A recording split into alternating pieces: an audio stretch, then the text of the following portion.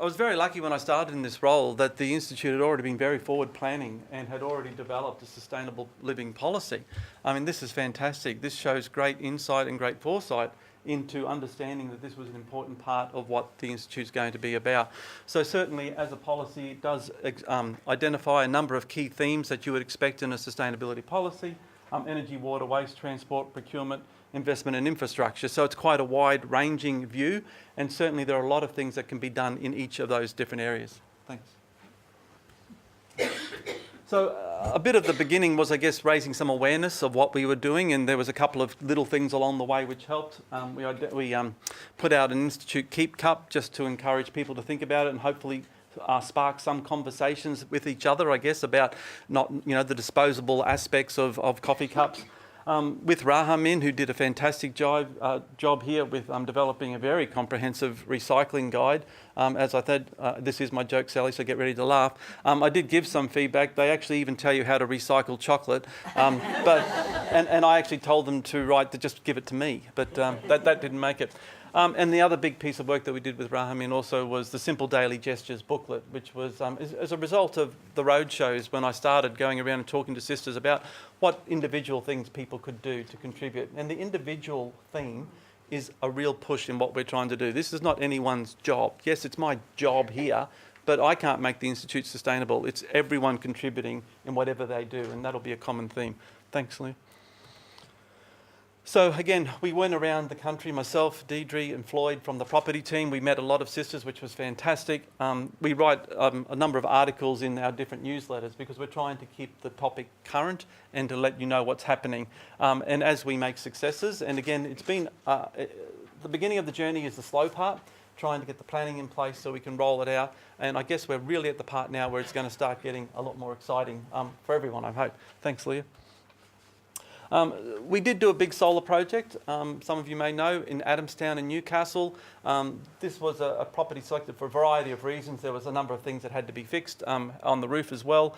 But we learnt a lot about that process, and we learnt a lot about promises from a lot of people, I guess, in the building trades as well, and how that can impact upon planned dates. And so we had our actual official launch before we'd actually turned the whole thing on.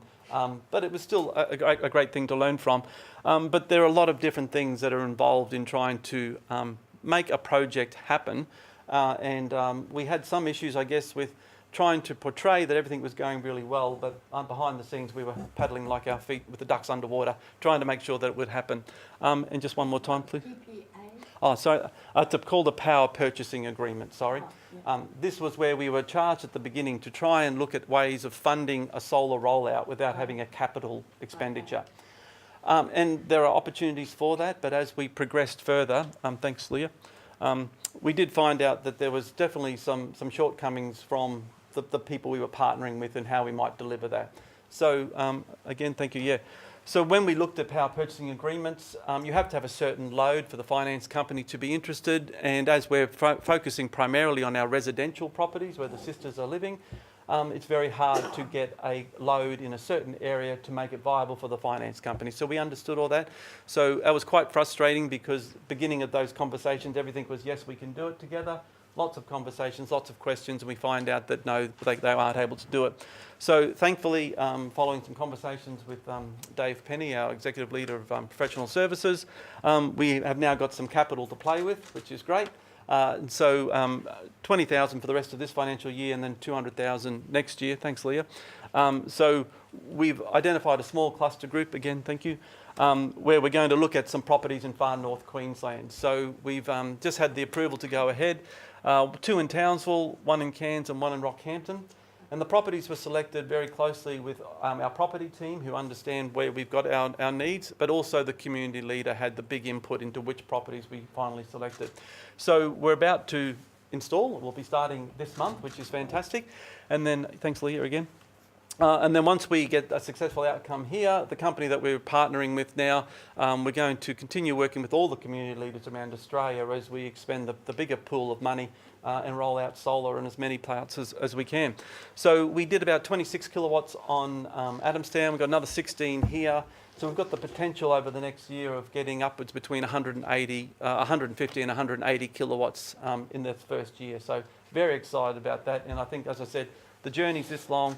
We've had to do a bit of hard work here, but once we get the process happening, I'm hopeful we'll have a lot of projects going at the same time. Thanks, Leah. You can push a couple of times if that's all right. So we've looked at, thank you, looking at investment as one of our key areas, but then part of investment is actually divestment as well. And the Finance Committee for the Institute had already had divestment as part of their agenda, I guess, and looking at options for fossil fuel investments or divestment. And there's a big global Catholic climate movement based in Rome. And I've had a number of conversations with them about how we might be able to join into their big campaign, which is pledging publicly that we intend to divest from fossil fuel related industries. So I've had some conversations with our investment managers, and we're having another conversation next week or the week after. And then hopefully early July, the Finance Committee will take on board these recommendations. So it's another small step. And again, it's not an easy step to be able to turn off, because there are direct investments we have with certain companies which we can turn off straight away. But there are other pools of companies that make up a unit trust, for instance, that might include a company that has these kind of links, and that'll take a little bit longer. Thanks, Lee. Also been looking at our fleet. So we've got over 500 vehicles in ISMAR PNG, and certainly we're looking at different types of cars, and I'm looking at how to make them more environmentally friendly. So I'm looking at their fuel efficiency, I'm looking at their CO2 output, but we've also got sisters who are ageing, so we're trying to get some cars that might be a little bit more accessible for them to be able to get in and out of as well. Hybrids is certainly something that gets asked to me all the time, absolutely all the time. I've got one person here who talks to me all the time. And certainly you have to balance the financial side of it as well. And there are hybrids available that are in the same ballpark figures of what we're doing now for our current fleet. So I'm hoping that we'll be able to include some of them into future opportunities for us to look at. Certainly also looking at whether the outright purchase, which is the process that we go through now, is still financially viable, or whether leasing would be a consideration. But also looking at ways that we might be able to carpool around the place a little bit, share our cars and not have individual cars, I guess, for everyone if it's not needed. So I'm writing the recommendations on that, which will go to the ILT very shortly. Thanks, Leah. The other thing now from procurement, so again, it's very hard, but I found procurement to be very difficult. We don't have a centralised procurement function in the Institute, so it's owned by lots of different people. So trying to get some commonality. A common indicator that a lot of companies use is paper use, for instance. So I am looking at stationery items, green, and a lot of the big companies like Winks, who used to be Staples, and Officeworks, they do offer what they call is a green stationery range, and they have validations and certifications to match. So we're looking at that. Thanks, Leah. Different ones are called Earth Saver or Sustainability Hub, and just one more please. But certainly a good metric here to measure is our paper use, and whether we're using virgin paper or carbon neutral paper or recycled content. So capturing some data on that at the moment. Thanks again. So that'll lead on to, I guess, how do we measure our success? So one of the objectives of our sustainable living policy was that we will measure and report on our progress.